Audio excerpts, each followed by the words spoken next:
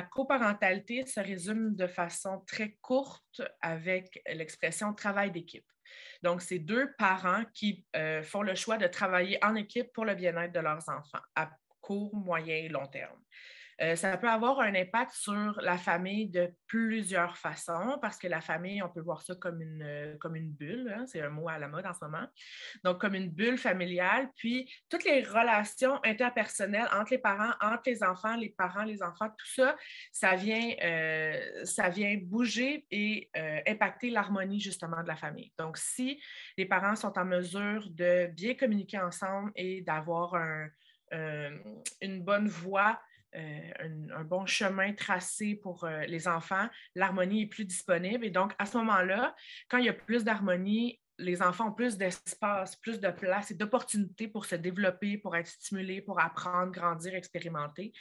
Quand, à contrario, quand il y a plusieurs conflits au sein de la famille, ça va parfois amener les enfants à prendre des rôles qui ne sont pas les leurs, que ce soit en médiation, faire la médiation entre les parents, être une espèce de tampon, essayer de marcher sur des œufs pour ne pas créer un conflit supplémentaire. Ça va justement baisser par contre, l'espace qu'ils se donnent, l'espace qu'ils prennent pour se développer, développer leurs habiletés sociales, leurs habiletés physiques, leurs habiletés cognitives, tout ça. Donc, la coparentalité est vraiment un des premiers critères, disons, pour assurer le bon développement des enfants. Par contre, ce n'est pas le seul. Donc, même si la coparentalité peut se trouver à être plus difficile, ça ne veut pas dire que les enfants ne vont pas se développer bien non plus, là, mais ça fait partie des critères à considérer. Donc, que la famille soit unie, mariée ou séparée, que ce soit par le divorce ou par la distance, les clés pour une coparentalité réussie, je dirais que c'est tout d'abord de se centrer sur les enfants, mais au-delà de ça, de se centrer sur l'avenir des enfants. Donc, il y a le court, moyen et long terme. Globalement, tous les parents, je pense que je peux dire ça, tous les parents veulent voir leurs enfants heureux, épanouis, en santé. Après ça, la façon dont on envisage de voir ça, c'est différent pour chaque individu. Par contre, cet objectif global-là pour l'avenir de nos enfants est assez généralisé. Donc, si on part une première clé, ce serait de toujours garder en tête que nous, comme l'autre parent, c'est ça qu'on a en tête. Donc, même si on est en désaccord sur certains sujets, en tête, on a toujours le bien-être puis l'avenir de notre enfant. Déjà, ça peut apaiser beaucoup de discussions, de relations. D'ailleurs, la communication est vraiment une autre clé primordiale. J'aurais peut-être même dû la mettre en premier, mais elles sont égales, on va dire. D'être centré sur l'avenir des enfants puis la communication sont pas mal égales. Donc, tu sais, parler aux jeunes, ne pas accuser sans fondement ou peu importe, ne pas accuser parce qu'on garde en tête que même si on considère que l'autre parent a fait quelque chose d'inadéquat, ben, l'autre parent, il veut son bien-être à notre enfant aussi à long terme. Donc, on n'accuse pas. On essaie de travailler vraiment en équipe. Donc, comment on travaillerait avec un collègue de travail? Tu sais, on communiquerait les informations importantes. On ne s'attendrait pas à ce que l'autre parent le sache déjà. C'est notre collègue le sache déjà. Au même titre, c'est important de ne pas accumuler la frustration, de ne pas accumuler les décisions, de toujours reporter à plus tard un choix, une décision ou de toujours se reposer sur l'autre parent pour faire X, Y tâches sans faire jamais une mise au point, ça peut être quelque chose qui est à ne pas encourager. Donc, se centrer sur l'avenir des enfants, à essayer d'avoir vraiment une bonne communication, un bon travail d'équipe, ça serait des clés vraiment importantes pour une coparentalité réussie. Sachant que unis ou désunis, peu importe la raison, il y a la possibilité, il y a l'espace pour avoir une relation coparentale. Parce que même si on ne voit pas notre enfant tous les jours, pour n'importe quelle raison, on reste son parent, on reste intéressé à ce qui se passe. Donc, on peut se tenir au courant, on peut encourager, soutenir l'autre parent, subvenir aux besoins des enfants de plusieurs façons. Donc, ce serait en quelques mots les différentes clés pour une relation coparentale réussie. Je tiens à dire d'entrée de jeu que la parentalité et la coparentalité est difficile pour tout parent, tout le monde. C'est difficile pour tout le monde. Par contre, les raisons pour lesquelles c'est difficile diffèrent dans certaines familles. Il n'y a pas une difficulté qui est pire ou moins pire qu'une autre. Tout le monde a vit ça, chacun à notre façon. Donc, d'entrée de jeu, je voulais dire ça. Par contre, maintenant, si on parle de spécificité à la coparentalité en contexte migratoire, je dirais une première chose, ce serait le rythme d'adaptation de chacun des parents au pays d'accueil versus le pays d'origine. Donc, quand on part d'un endroit, par exemple, la famille, le couple s'est rencontré là, a eu des enfants là, et ont vécu longtemps dans un environnement très connu, sécuritaire. Tout le monde, on part sur la même base. Puis là, ensuite, pour une raison, on choisit de prendre la petite bulle encore familiale, puis de la déplacer ailleurs. La bulle, chaque membre dans cette bulle-là va devoir s'adapter au nouvel environnement. Et si les deux parents ne s'adaptent pas à la même vitesse, ça peut créer des conflits à l'interne. Donc, que ce soit plus vite ou moins vite, ce n'est pas ça qui est plus ou moins conflictuel. C'est vraiment juste qu'un parent va prendre certaines habitudes, d'autres vont préférer garder les anciennes, on va adopter certaines coutumes ou pas. Cette différence de rythme-là peut venir à créer des conflits et donc rendre la coparentalité plus difficile parce que la famille est vraiment au centre souvent du processus migratoire. Donc, souvent, les gens qui émigrent le font pour leurs enfants, là, qui soient nés ici ou à venir ou qui soient nés au pays d'origine, ça fait partie de ça. Donc, c'est sûr que ça, c'est un défi qui vient s'ajouter. Un autre défi, je dirais que c'est l'adaptation au rôle des hommes et des femmes qui diffèrent dans les différentes cultures. Il y en a pas, c'est pas bien ou mal la façon de voir les choses, c'est juste différent. Mais cette adaptation-là, à cette différence-là, vient vraiment aussi ajouter une couche de difficulté à la coparentalité dans un contexte où c'est un homme et une femme qui interagissent ensemble. Tu sais, c'est un papa et une maman qui agissent ensemble. Un fait à noter, par contre, c'est que quand la famille émigre, il y a vraiment un changement dans les rôles de la famille. Donc, si, par exemple, il y avait vraiment une grande différence entre les rôles du père et de la mère dans le pays d'origine, parce qu'il y avait la famille, les amis, les cousins, les cousines, une grande maison, plein de monde qui venait vraiment en interaction. C'était une grande, grande vie de famille. Mais là, si les gens viennent ici, il y a moins de gens autour d'eux, ils sont plus seuls. Donc, les rôles ont tendance à venir de plus égaux, je ne dirais pas 100%, puis surtout, ça change dans chaque milieu, là, mais il y a une tendance à se réégaliser les rôles dans la famille. Donc, ça, c'est une adaptation qui peut être positive parce que là, les parents peuvent mieux comprendre la réalité de l'autre parce qu'il n'y a pas d'autres gens autour pour faire les tâches, pour répondre aux besoins. Donc, on vient vraiment se retrouver au centre. Donc, ça peut être vraiment quelque chose qui est positif en contexte d'émigration au niveau de la coparentalité. Je dirais qu'il faut faire attention aussi aux responsabilités de chacun. Donc, si un parent, peu importe l'âge des enfants, mais si un parent reste souvent à la maison pour aider les enfants à s'adapter au nouveau climat, au nouvel environnement, le système scolaire, le système de santé, tout ça, l'autre parent va être très, très occupé à subvenir aux besoins de la famille. Et ça peut créer soit une espèce de différence parce que justement, l'adaptation n'ira pas au même rythme, comme j'en parlais tout à l'heure, mais aussi ça va créer peut-être une dépendance financière puis une régression professionnelle pour un des deux parents, celui qui va rester à la maison, qui peut, après ça, une fois que les choses se seront stabilisées, ben, l'autre parent va peut-être avoir besoin de plus de temps, d'espace. Donc ça peut être un défi supplémentaire. En conclusion, si je peux me permettre, je dirais que la relation de coparentalité, il faut voir ça vraiment sur un continuum de temps. Donc, il va y avoir des moments plus faciles, plus difficiles, ça va bouger et beaucoup avec l'évolution de nos enfants aussi.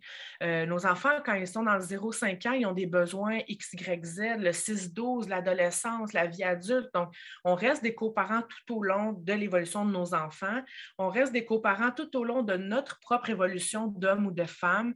On reste aussi des coparents à travers notre évolution professionnelle, à travers la COVID-19. Je veux dire, c'est toutes des étages d'un gâteau qui font que ça peut être rempli de défis, mais ce n'est pas fixe dans le temps. C'est pas comme ça pour toujours. Il y a toujours moyen de communiquer, puis de ne pas hésiter à aller voir des ressources qui existent autour de vous pour vous accompagner là-dedans, parce qu'il y en a. Puis on en a besoin. Donc, voilà.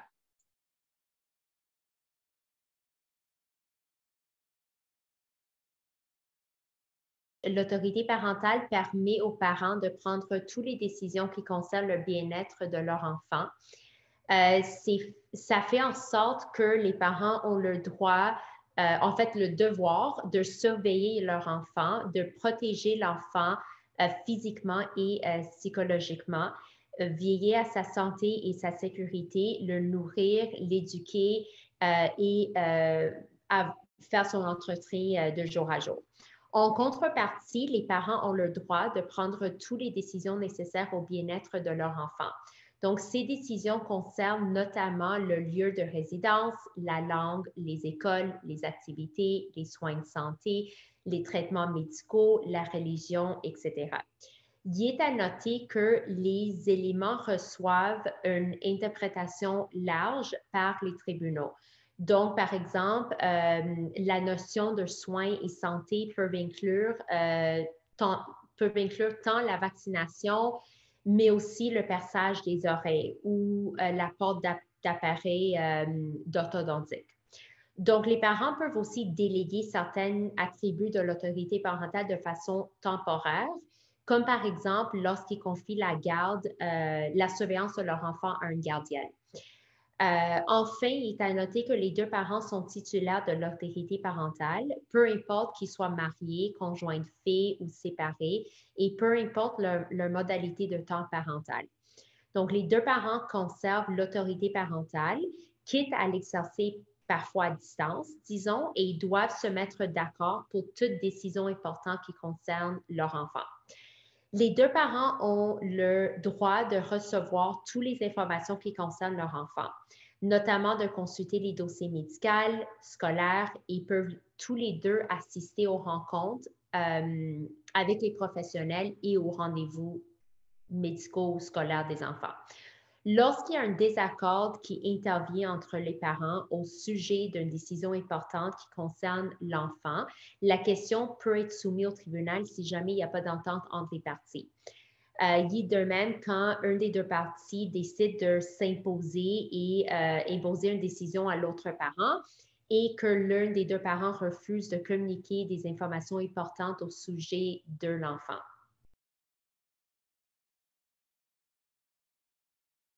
Donc, la déchéance de l'autorité parentale est une décision du tribunal et c'est une décision quand même grave qui prive un des deux parents de son autorité parentale envers son enfant. Donc, en effet, c'est juste le juge qui a le pouvoir de priver un parent de son autorité parentale qui peut être en total ou en partie. Donc, c'est une mesure exceptionnelle qui n'est vraiment pas prise à la légère au niveau du tribunal. Pour priver un parent de l'exercice de l'autorité parentale, une demande de déchéance de l'autorité parentale, soit partielle ou totale, doit être présentée par le juge, par l'un des deux parents ou par une personne intéressée qui implique des fois la DPJ. Donc, cette demande doit démontrer qu'il existe un motif grave qui justifie d'enlever partiellement ou totalement l'autorité parentale d'un parent. Et ça doit être même dans l'intérêt de l'enfant mineur.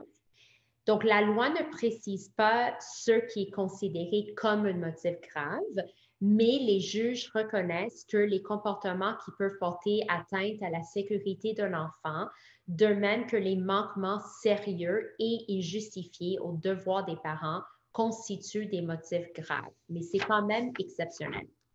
Lorsqu'un parent perd son autorité parentale, il perd ses droits envers l'enfant. Donc, il ne peut pas prendre des décisions importantes, dépendamment sur c'est quel type d'autorité parentale qui est déchu.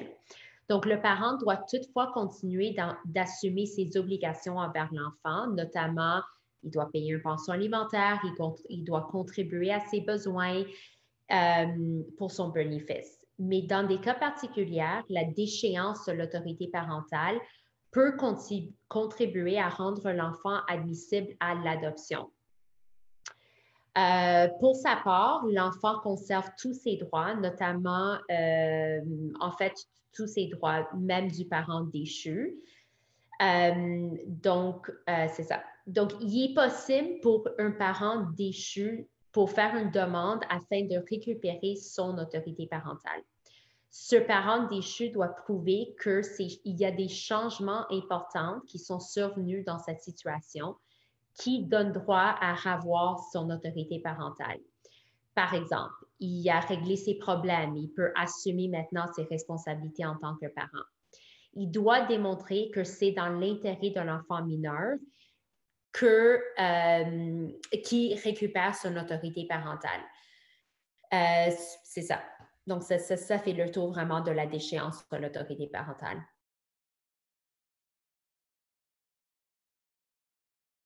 Il y a plusieurs lois qui protègent les enfants. Je vais commencer vraiment premièrement avec la loi fédérale, donc le Code criminel. La plupart des formes de violence conjugale de violence familiale, je peux dire, sont des crimes au Canada et ce, même si le Code criminel ne le prévoit pas spécifiquement dans un contexte de violence familiale.